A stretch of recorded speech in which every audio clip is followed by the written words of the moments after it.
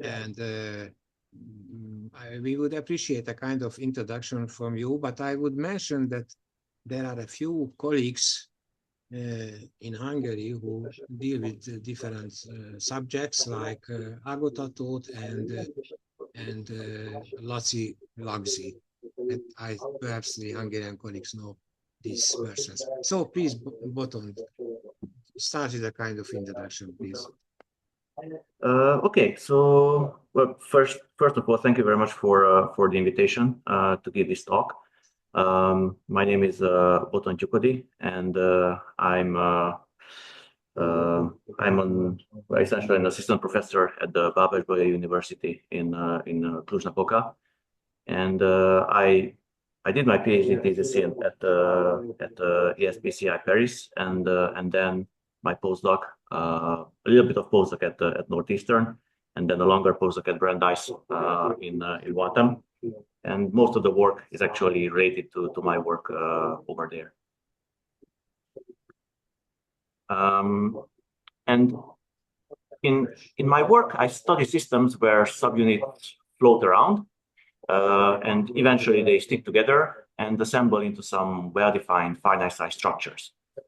And examples of this process include virus protein capsids, like the ones you see here, microtubules, which is a simulation of a microtubule that you can see here, but more recently also synthetic nanostructures, where you make your subunit in a synthetic environment, and engineer it so that it assembles into the target structure that you want.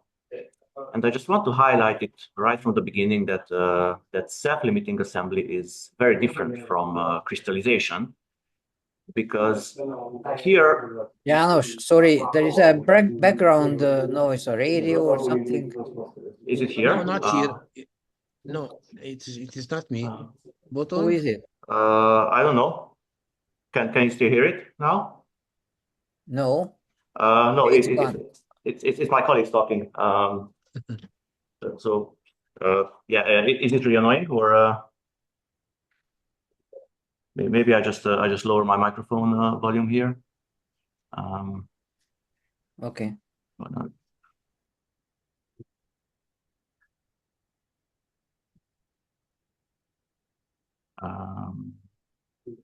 Maybe like that. Yeah, please tell me again if you can hear it. Okay. Okay. Can you hear me now? Yes. Yeah, yes. I think it's much better. Okay, good. So yeah, I just wanted to highlight from the beginning that that self-limiting assembly is very different from the case where you have crystallization, because in crystallization you grow an infinitely large crystal essentially, and here you grow structures with finite sizes. For example, you grow this nice little icosahedron, or this tubule, which is, well, finite width, but it's finite at least along one dimension. And somehow the main inspiration for our work are viruses, because viruses have these protein capsids which protect their genome, and it's really interesting how these form, because the virus first has to enter the cell somehow. It has to break into pieces so that its genetic material and the capsid proteins can also replicate. But then these proteins have to assemble around the genome so that you get many replicas of the same virus. And finally you get the release from the cell. But what's interesting is that these capsids have to be stable enough to disassemble, otherwise they cannot replicate. But in the end, stable enough. I mean, so they have to be unstable enough to disassemble, but also stable enough so that they can get out of the cell. So in that sense, this is not a trivial process, even though it's governed purely by thermodynamics. But the point is that you have some optimal conditions, and this is a Brownian dynamic simulation from Mike Hagan's group, with whom I used to work with. I should have told right here that all of this work was carried out under the supervision of Mike Hagan, Greg Rayson, Ben Rogers, and with the collaboration of many others, both at Brandeis at UMass Amherst. And this is an old video from Mike Hagan, where does the movie play? Can you see it? Because sometimes over Zoom, you can't see it.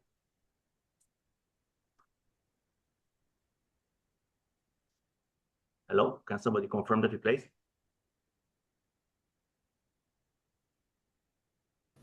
It does. Okay, thank you. So here you have some subunits. It's of course it's all coarse grained because you can't just do all atom simulations of the proteins. They float around and they stick to this this viral RNA and also to each other.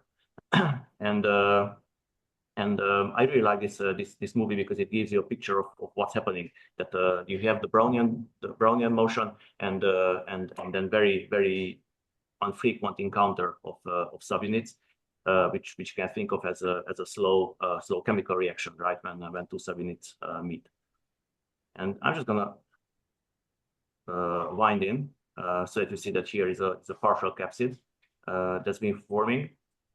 And you can see that it's a low process because it's limited by diffusion. But in the end, you will get your nice little capsid.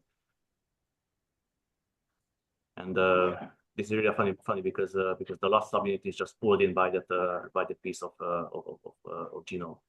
So here's your assembled capsid, just to give an idea of the process. And I will talk a lot about icosahedral shapes in my simulations, and that's because many of these simulations are, and many of the synthetic experiments are actually virus inspired, and about half of the known viruses have this icosahedral symmetry. So they're protein capsid. That's what you see here. Protein capsid of a series of viruses. And all of the ones shown here have this icosahedral shape. But one of the questions that we are trying to answer, and mostly my experimental collaborators try to answer, is whether we can replicate this process, this self-assembly process in a synthetic environment. So, how to build synthetic subunits? How to engineer subunits that self-assemble into a target that you want? Of course, all of this at the nanoscale. And one option for that is protein engineering. So your subunits would be still proteins, but now engineered as you like. And the other option, and this is what's been done at Brandeis, are DNA origami subunits. So what you would do is that you take a DNA strand, cut it in half along its length, and then you would get some very long scaffold. It's a single-stranded DNA scaffold. And now you can put little staples together with this scaffold, and the staples are also single-stranded DNAs, but those are much shorter. And you can design these scaffolds so that one side of the scaffold, you can design these staples so that one side of the staple binds somewhere specifically on the scaffold, and the other side binds somewhere else. So it just pulls together your scaffold. It really acts like a staple. It staples together the scaffold. And if you design this carefully, and now there are a bunch of softwares that you can use to design those, you can fold up your scaffold into a shape that you want. Here it's a triangle shape, and we'll be using triangle shapes for a lot of these simulations. And this is just an animation of the process. I don't have the source for it. It's not mine. I found it somewhere. So you have your long scaffold. It's a single-stranded DNA, and you have your little staples. And the little staples bind on your scaffold, and they pull it together to form some pre-designed shape. In this case, it's going to be a triangle. I found the animation for this little rectangle.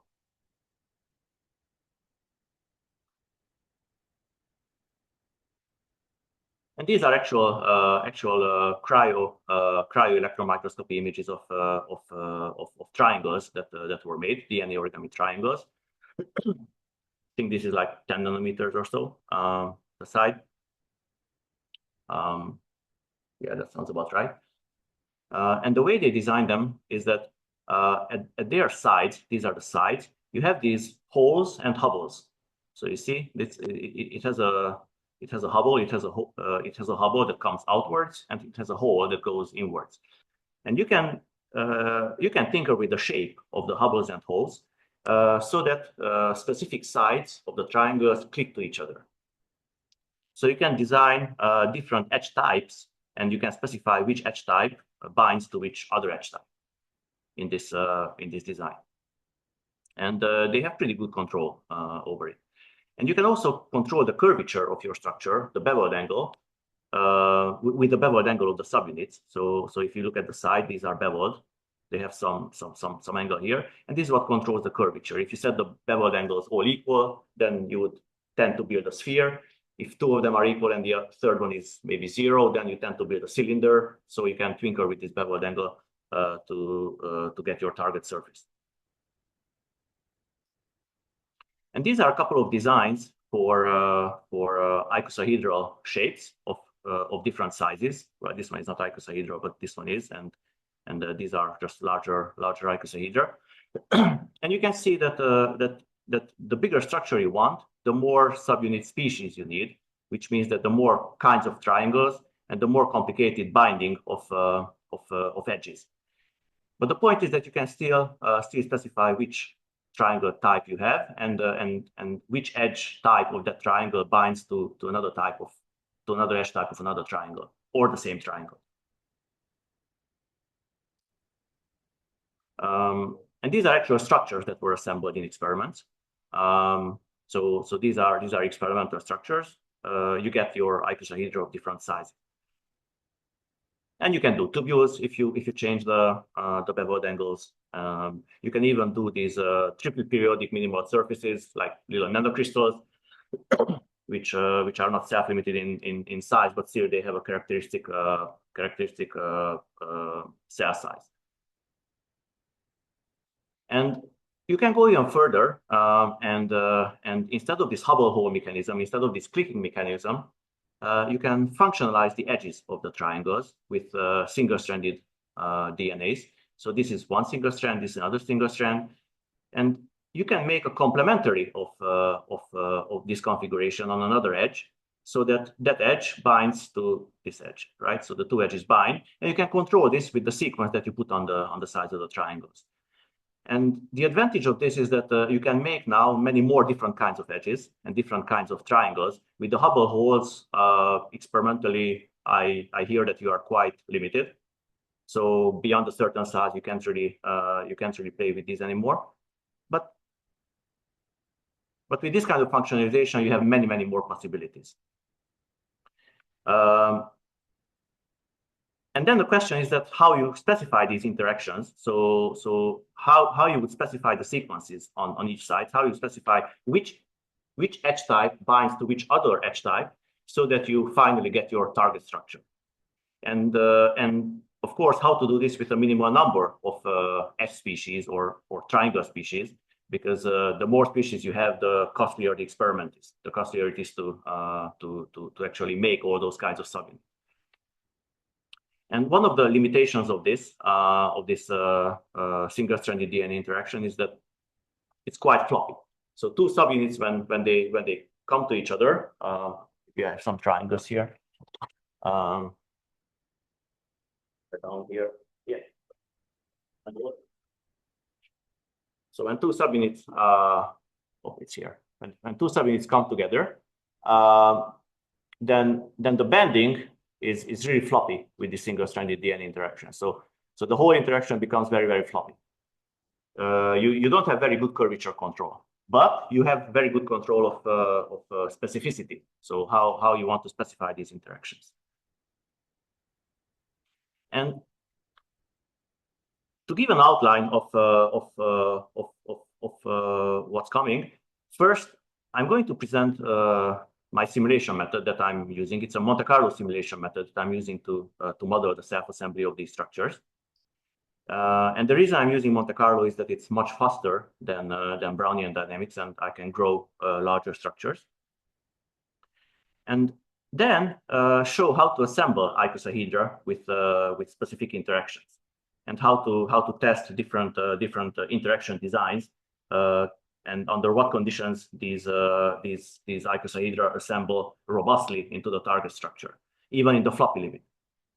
And I might have been a bit too ambitious about the second one, but I hope I fit into time. And if I do, then I show how to control the length of the kind of structures that you see here, which is a very different kind of self-limitation than in the case of icosahedra, because here you have self-limitation, so you get a finite size structure by the structure closing upon itself. So you have a fully closed structures, while here you introduce a negative curvature. It's almost like a cylinder, but you introduce a negative curvature along its axis.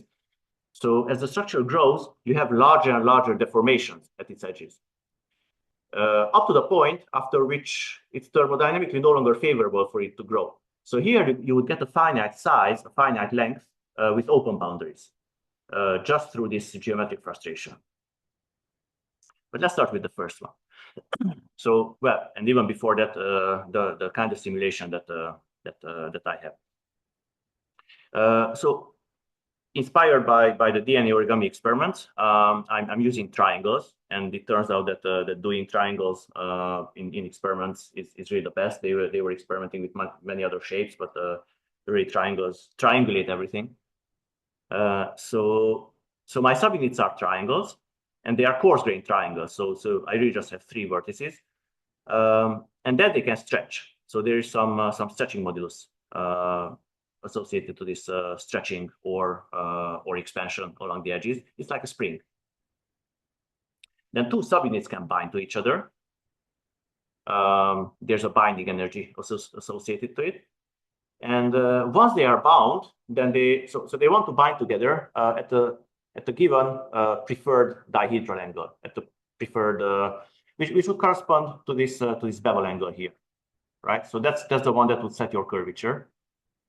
And any deviation from that angle has a bending energy cost, and that's a and then there's a bending modulus associated to that. So these are the relevant energy scales in the model that you see. And on the top of that, I follow the growth of a single structure only. So instead of having subunits floating around in a bath, I have just one structure to which I'm adding subunits or removing subunits. And I also have a bunch of topological moves which help the structure relax. So you can think of it as happening in the ground canonical ensemble at fixed chemical potential, but it's a kinetic Monte Carlo, so you're not at equilibrium with this. And the kinetic moves, there's a bunch of them. You really have to work them out carefully because they have to satisfy detail balance, each of them individually. But these are all reversible. For example, if you have this structure, you can add the monomer, you can add one more triangle, or remove that triangle.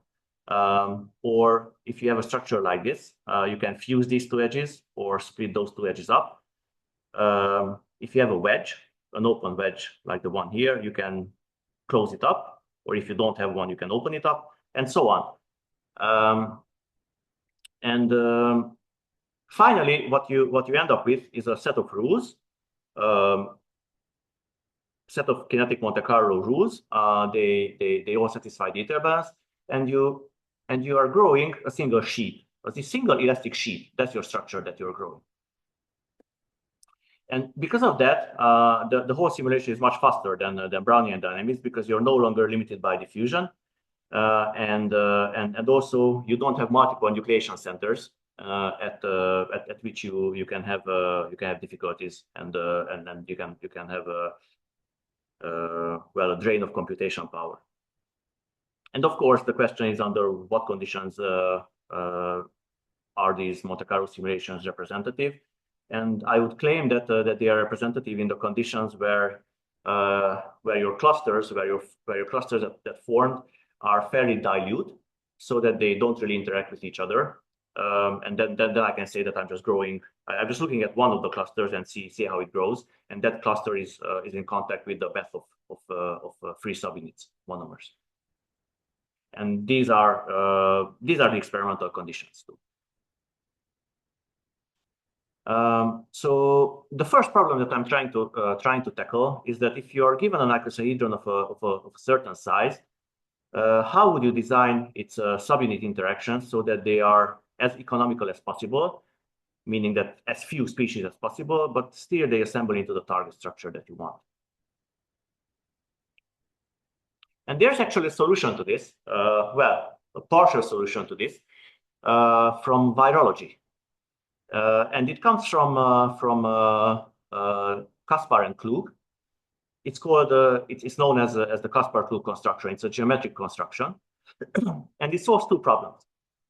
The first problem that he solves is that if you want to construct an icosahedron of a certain size, then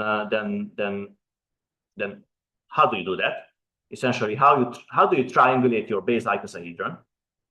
And then the second one is that once you have the proper triangulation, then how do you assign the interactions so that the minimal number of subunits or edge species are sufficient?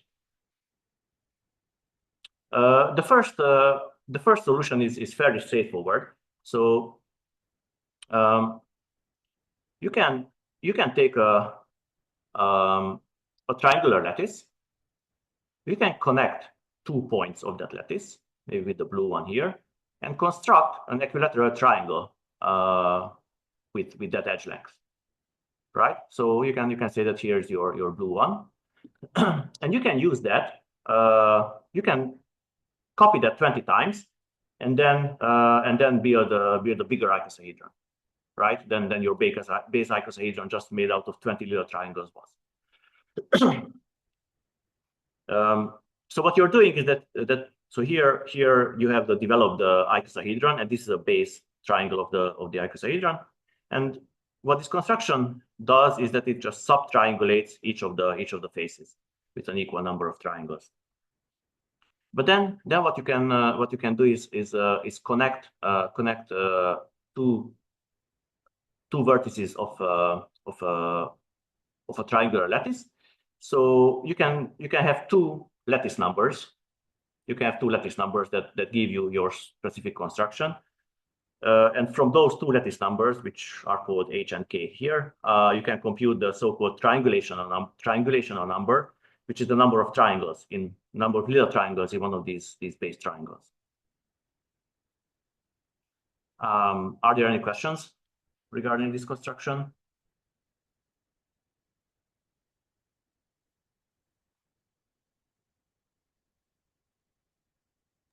Okay. So if yeah. I understand that, you make designs, and then you simulate the designed objects, and then you go to the laboratory, or someone goes to the laboratory and tries to reproduce everything in real material.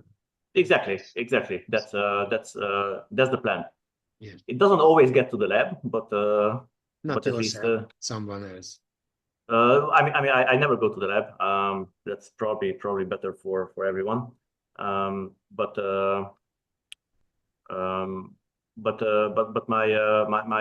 my colleagues go to the lab and they try to implement well, either these designs or at least I am trying to somewhat help them guiding their experiments and these designs. As to these simulations, do you actually have a mechanical system without chemical interactions? Because there are some contacts, but I don't think that reactions are modeled in detail. They are not modeled in detail. So yes. So you can imagine that there are thousands of atoms at the edge of each of these. So you really don't do that. Not simply. Everything is just lumped into this one binding energy of two subunits. I see. Yes. that you can think of that as a reaction, but you definitely don't model it in detail. Okay. It's a very crude, very coarse grained model, but it's fast. And another level. Yes, I understand. Thank you. Okay, so the first problem is sort of solved because now you know how to triangulate your surface, your icosahedron, and this is actually what many viruses use. So here are a bunch of viruses with different triangulation number. They all have the same icosahedral symmetry, but they are of different sizes. They are made out of a different number of proteins given by 20 times this triangulation number. But now the second question is maybe a little more interesting, which is how to assign the interactions so that you can have the minimal number of subunit or H species, and you still assemble the target structure. And Kasper and Klug came up with a symmetry argument using the icosahedral rotational symmetries. So the icosahedron has three kinds of symmetries. There's a two-fold symmetry at its edges, a three-fold symmetry, rotational symmetry at the face centers, and the five-fold symmetry at the vertices. And here is an icosahedron. I think it's a T9 that I plotted with all the symmetry axes. And you can see that I colored subunits with equivalent symmetries the same. So if I apply, for example, this symmetry here, so if I apply this rotation, that's the red arrow that comes out here, which is a five-fold symmetry, that means that if I rotate by 1/5, then this triangle over here overlaps this triangle. So they both must have the same type, right? So they are in equivalent symmetry environments. And if I keep doing this for all the symmetry axes, then I can specify which triangles have to be the same kind. They have to behave the same, and get my minimal coloring. This is the minimal number of triangle species and also H species that I need to obey all the symmetries imposed by the icosahedron. And this is what Kasper and Klug came up with, this construction, and then they said that these symmetries are very similar to each other, and proteins just change a little bit, deform a little bit, change a bit their conformation to adapt to the different symmetry environments. But now the problem in DNA origami assembly and in general in synthetic assembly is that this construction only works when you have good curvature control.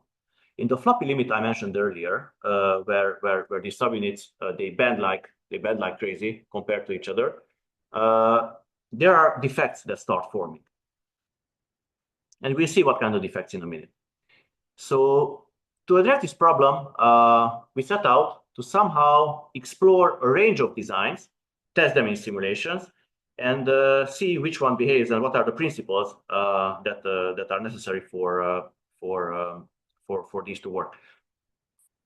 And to explore a range of designs, what we do is that we start with this Kasper-Klug construction, and this is the lowest complexity that we have, meaning that the fewest species that we use, and go all the way up to a construction where each triangle in the structure is of a different kind, a different species. So this is the design that we call fully addressable. If you were to think of this, then each of them would have a different sequence on their sides, while the Kasper-Klug would obey the symmetry I just mentioned. And you can see that you can actually get from the higher complexity, from the highest complexity, all the way down to the lowest complexity by starting to apply your symmetry operations. So if I say that I selectively pick two symmetry axes, maybe these three-fold rotational symmetries, I apply them and I color triangles that overlap the same, so I make them of the same species. That means that I started using fewer species, but I also became more symmetrical. And I can apply other symmetries until the point I applied all symmetries, and then I'm the least complex. So I can you can think of this range here as achieving higher complexity designs by degrading symmetry, or achieving higher symmetries by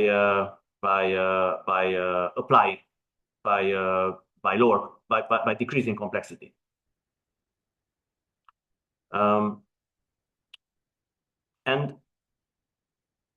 And here the numbers they denote the symmetry operations that you have to take into account when constructing the actual design. And this is what I will be using as the names for these designs. But what's important is that the most symmetric one is the least complex, and the least symmetric one is the most complex, and I will always put them in order of complexity. Okay, so you will always see them in order of complexity, so that you know that which one is more complex, which one is more expensive to make, less economical. And well, the kind of defects that form when you use your Kasper-Klug construction are disclinations. They are crystal defects, and what happens is that if you take your Kasper-Klug construction, for example this one, you would see that this is one of the threefold symmetry axes, and you can cut out the wedge, the one that I marked in transparent here. You can cut the wedge out and then weld it back. What remains, you can weld it back, and that's still compatible with your original construction, because if this edge type can bind to this edge type, so this edge of the red triangle can bind to this edge of the yellow triangle, then you can also bind to this edge of that yellow triangle. So this is still a perfectly compatible structure. But that means that you form the defect, because you have a vertex that is 4 coordinated instead of 6 coordinated that you would have needed to proceed with the assembly and make the actual icosahedron that you wanted. And you can also have a defect at the 5-fold axis in a similar manner. You can cut out the wedge, and now the 5 coordinated vertex becomes 4 coordinated vertex, and you're already off pathway, and your assembly process is screwed up. So this is the reason that the Kasper-Klug construction doesn't work. And of course, you can see that these inclinations become more and more prominent when you're in the floppy limit, because when you have very good curvature control, then it will cost a lot of elastic energy to close this up. But if you're in the floppy limit, then it's very cheap energetically to make one of these inclinations. And these are a few trajectories that I get from simulations. Here on the right, I put the target structure that I want, and I start from some little seed for the assembly, and this is for a T9 target. So this is 20 times 9 triangles that I need in a target, and these are just a few snapshots to show how it grows. And it's the so-called 2-2-2 design, which you don't have to remember the name, but it's this particular design. One design sets an interaction matrix in between your subunits. Oops. But the point here is that this particular design, you can see that it works for the T9 target. So as you grow your target, and maybe I can show a movie of it too. T9 222. This is a movie of the simulation. You can see that it really fluctuates a lot because it's floppy. And I show different stages. But it's a single sheet growing. Subunits coming on and off based on their proper fixed chemical potential rate. It behaves like an elastic sheet, as it should, with very floppy bending. But even with these huge fluctuations, where you could claim that this can go wrong in so many places, ultimately it forms the target that was programmed into the subunits. So this is the final structure. I mean, one is missing, but in the end it will go in there. It looks a bit like a deflated basketball because this is not the one.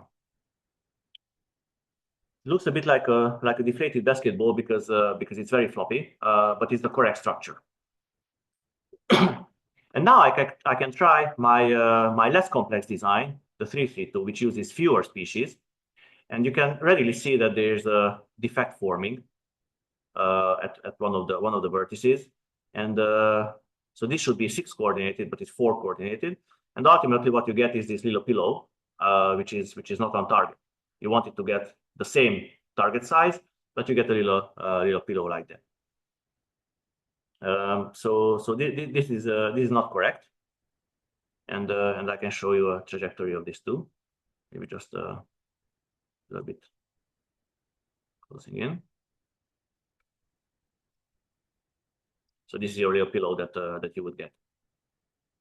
So you're off pathway because of that declination, and then there are other declinations that form there too, right? At all those corners. And then I can try my Kasper-Klug design as well, and there I have defects forming at the 5-fold symmetry axis, and I get an even smaller pillow. But what's quite intriguing is that now I can try a huge size, T25, which is a huge size from in the virus world as well. I don't even know if there are any viruses with the T25. And the actual design that didn't work for the T9, it works beautifully for the T25. I can even just show you a movie of that. It's a huge sheet with huge fluctuations, but you can see program interactions so that this very robustly assembles into the target.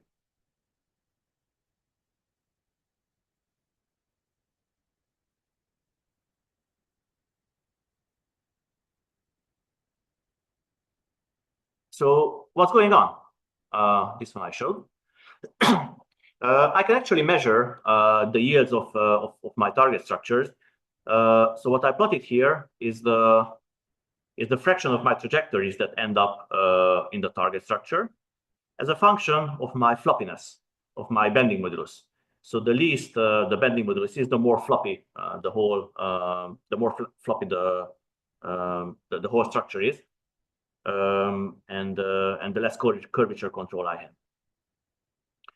And this is for the T9 target. So for these ones that I showed here, the top 3 rows. And what you can see is that if you're up here, so where you have good curvature control, then the Kasper-Klug design works as well. All the designs work. This is a list of my designs from the least complex to the most complex. But then, as I keep decreasing the bending modulus, I keep decreasing my curvature control. Well, first of all, the Kasper-Klug design fails, and then some others fail as well. And in the floppy limit, these no longer work. They give me a nearly 0 yield. On the other hand, there are other designs that give me good yields, nearly perfect yields. And what's even more intriguing is that if you look at the green curve, this 222, the green curve, this is less complex. It uses fewer species than the red curve and still works better than the red curve. So more complex is not necessarily better. And here I just have a couple of representative structures for the different points of the curves.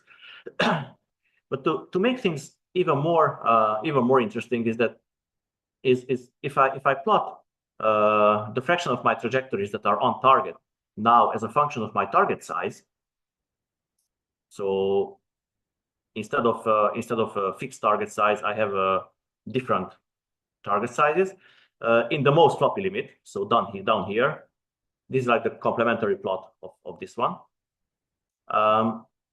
Then what you see is that some sizes, some T numbers, some designs work better for some T numbers, but they don't work at all for other T numbers. For example, if I look at my T9 here, you can see that The green one worked really well, but then the red one didn't. But then the same red one works very well for the t equals 7.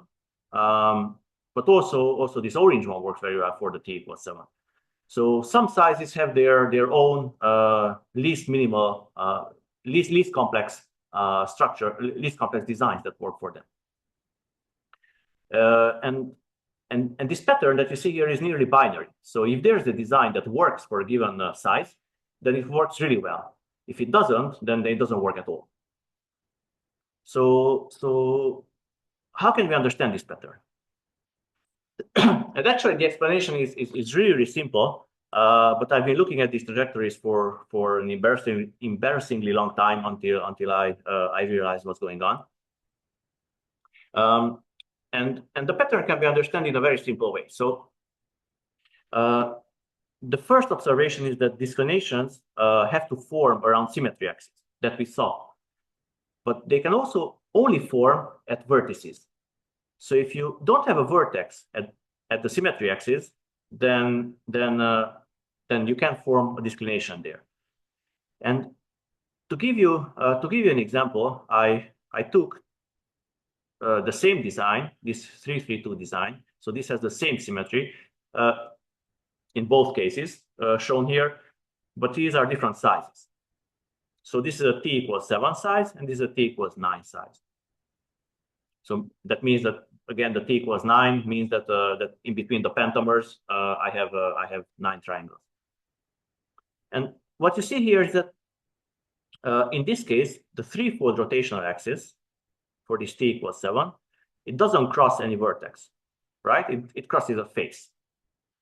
But for the t equal 9, the symmetry axis actually crosses a vertex, which means that this spot here is prone to disclinations. I can form a disclination around this spot, but I cannot form a disclination around this spot. So this spot is safe from any disclination.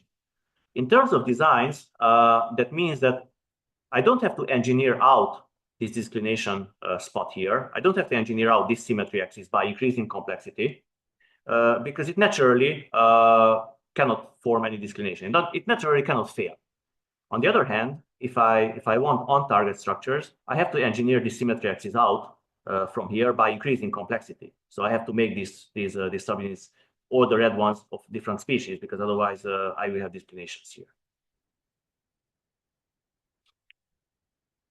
And this is just to formalize it a bit. So these are the symmetry axes of the icosahedra that we are talking about, and you can see that the T7. So this is my T7 facet. 20 of them makes the T7 icosahedron, and the 3-fold axis doesn't overlap a vertex. The 2-fold axis doesn't overlap a vertex, so I'm fine with the T7. The T9, for the T9, the 3-fold axis crosses a vertex. The 2-fold axis don't, right? So one edge of this triangle is the one that has to connect to two vertices of the underlying lattice. Here's my T12 size, and you can see that that here both the 2-fold and the 3-fold axis overlap a vertex. So this one will be terrible to make because I have to engineer out all these symmetries by increasing the complexity of the icosahedron. There's nothing I can do about the 5-folds. So the 5-folds always overlap a lattice point, and that's just because of the construction, right? So if I go back a little, so when I do my construction, I have to repeat this triangle 20 times, right? And these vertices are going to make the 5-folds of the icosahedron. So this is the developed icosahedron, and those will always overlap a lattice center. There's nothing you can do about it. And that's the reason the Kaspar loop construction doesn't work, because it has the 5-fold symmetries. And what I can also do is I can just summarize this on 2 plots. So I can put all my designs. I can put all my designs in order. So this is the least complex, which means the most symmetric. And this is the most complex, which is the least symmetric. And these are just their names that they listen to. And on this axis, I can put my target size, target T number, and I can plot on this plot the number of declination spots, meaning the number of spots that are still prone to declinations for the various designs. And the color actually tells you how many declinations you can have in that structure, and also the size tells you the same. And what you can see is that this is the Kasparov design, and this will always have declinations because of the 5-fold axis. But then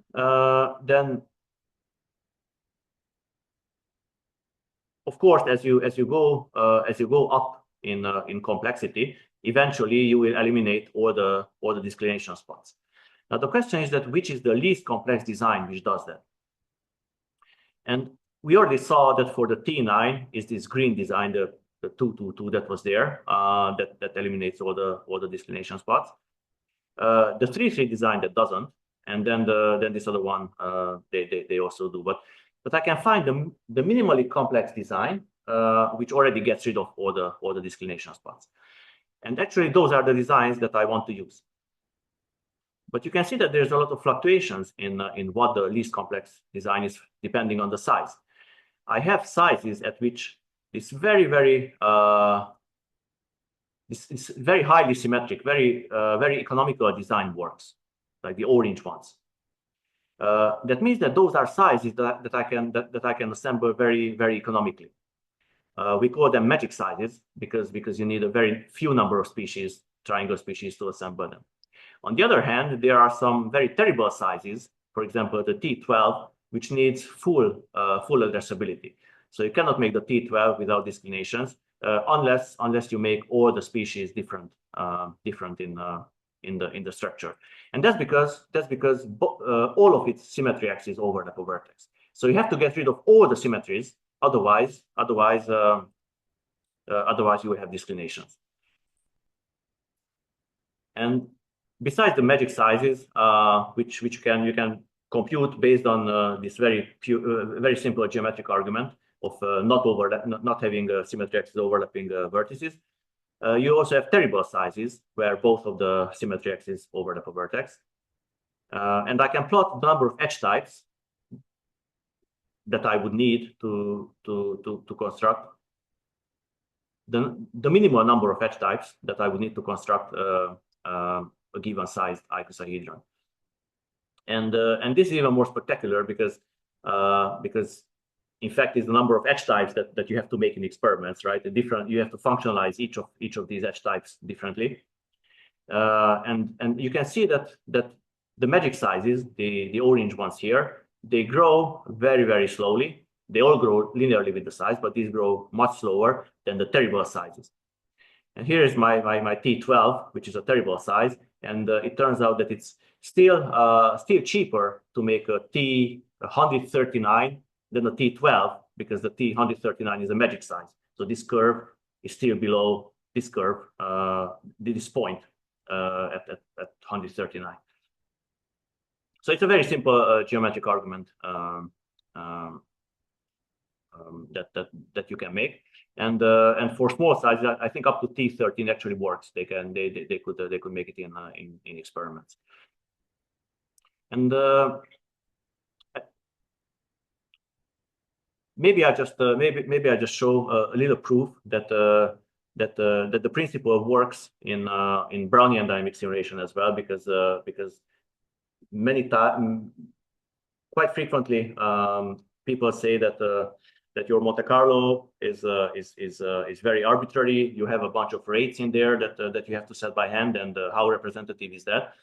Which on one hand is true. On the other hand, when you do coarse-grained Brownian dynamic simulations, you still have to have a lot of assumptions about your subunit types or subunit geometry, which essentially sets your rates. So the problem is the same there. It's just that it's hidden in the dynamics. But the point is that we could run some Brownian dynamic simulations with some simplified subunits, which are triangles with beveled angles with interaction sites, and for the small sizes, I think the T=1, you could see that if you just have a single species as predicted by as dictated by Kasparov, you have declinations and you get this little octahedra. While if you have the minimally complex design that shouldn't allow for any declinations, you get your icosahedra.